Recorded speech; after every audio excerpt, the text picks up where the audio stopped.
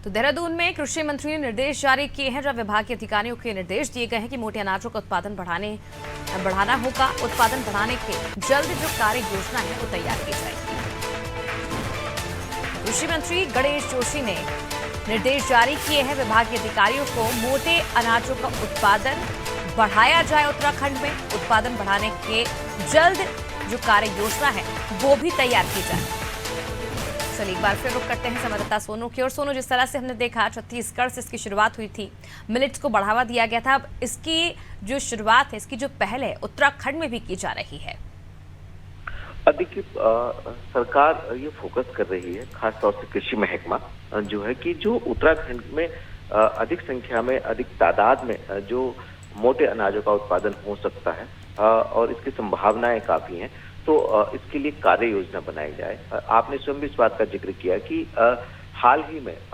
Millet सम्मेलन समारोह का जो है वो कृषि विभाग ने आयोजन किया था और इसमें कृषि मंत्री, जो केंद्र सरकार के कृषि मंत्री हैं, वो भी शामिल हुए थे और कई राज्यों के जो हैं वो कृषि मंत्री इसमें आए थे। तो सरकार ये कोशिश कर रही है, वो एक कोशिश थी सरकार की कि इस तरीके के आयोजन किया जाए और इससे जो मोटे अनाजों का उत्पादन करने में कृषक जुटे हुए हैं उनको प्रोत्साहित किया जाए और जो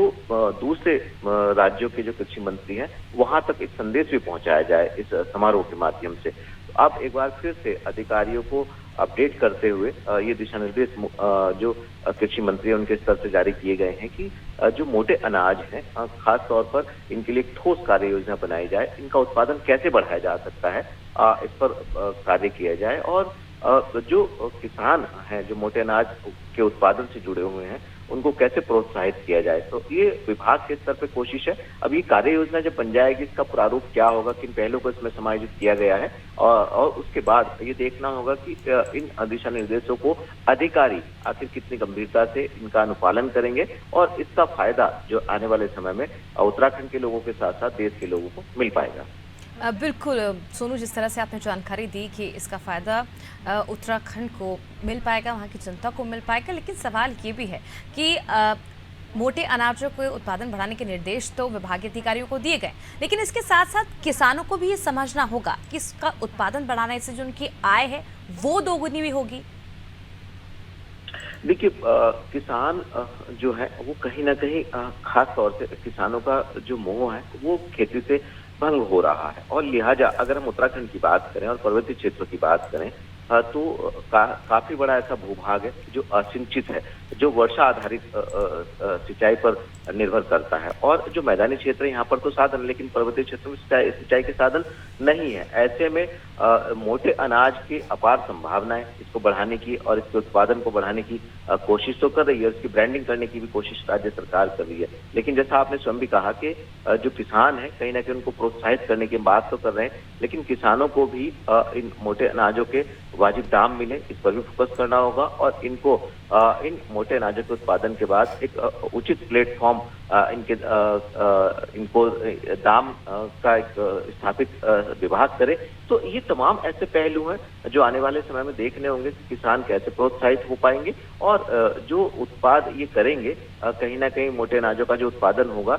उसकी जो है बाजार भाव से ज्यादा इनको कैसे उसका मूल्य दिलाया जा सकेगा। ये तमाम ऐसे पहलू हम देखना होगा क्योंकि इसका प्रारूप किस तरीके का होगा और आने वाले समय में कैसे इसको धरातल पर विभाग अधिकारी उतार पाएंगे। बिल्कुल सोनू, देखने वाली बात होगी कि आने वाले समय में से धरातल पर किस तरह से उतारा जाएगा। लेकिन सोनू, ये भी सवाल उठता है, जिस तरह से हमने देखा किस तरह से मौसम में लगातार बदलाव देखने को मिला, हर कभी बारिश हो जाती है, तो ऐसे में कहीं ना कहीं किसानों की जो मुश्किलें हैं वो बढ़ती हुई दिखाई दी थी। ऐसे में कैसे संभव हो पाएगा इतने बड़े एक टारगेट को पूरा करना? अब देखिए, किसानों को कैसे प्रोत्साहित किया जाए, इसके लिए एक नहीं बल्कि अनेकों प्रयास विभाग के स्तर पर कर रहे हैं। एक जो समस्या उत्तराखंड के खास तौर से कृषि वाले क्षेत्रों में आ रही है वो है चकबंदी की। यहाँ चकबंदी का भी पूरी तरह से प्रावधान नहीं किया गया है और पायलट प्रोजेक्ट के तौर पे विभाग के स्तर के जो अधिकारी हैं वो और मंत्री स्तर पर भी बार बार ये बात की जा रही है कि चकबंदी की जाएगी। दूसरी जो समस्या किसानों के साथ आती है वो आती है कि जो जंगली जानवर हैं वो खास तौर से इसमें बंदर भी हैं जो किसानों को कृषि नहीं करने देते हैं और कहीं ना कहीं उनकी मेहनत वो जो है वो सफल नहीं हो पाती है। तो बंदरबाड़े बनाने की बात कही जा रही है और वन्य जो खास तौर से जंगली जानवर हैं उनसे कृषि को नुकसान ना हो, जो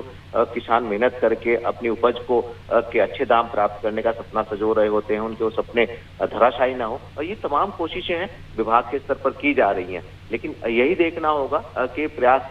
विभाग के कितने सफल होंगे और खास तौर पर आने वाले समय में क्या वास्तव में किसानों की आर्थिक स्थिति मजबूत हो पाएगी और जो किसानों की आर्थिक स्थिति मजबूत करने के साथ साथ जो मोटे अनाजों के उत्पादन को दोगुना करने की बात विभाग के स्तर पर की जा रही, क्या ये सपना साकार हो पाएगा, ये देखना होगा। बिल्कुल देखने वाली बात होगी सोनू, जिस तरह से इस पर अब जोर दिया जा रहा है उत्तराखंड में मिलेट्स को लेकर, मोटे अनाज को लेकर, तो कहीं ना कहीं किसानों को भी इससे फायदा होगा, किसानों की आय भी दोगुनी होगी, किसानों को ये बखूबी समझना होगा। और इसके साथ ही जो प्रदेश की जनता है उसके स्वास्थ्य का भी ध्यान रखा गया, जिसके चलते इसे बढ़ावा दिया जा रहा है और इससे जो प्रदेश की जनता है उसके स्वास्थ्य का जो विकास है वो भी बेहतर होगा पहले के मुकाबले।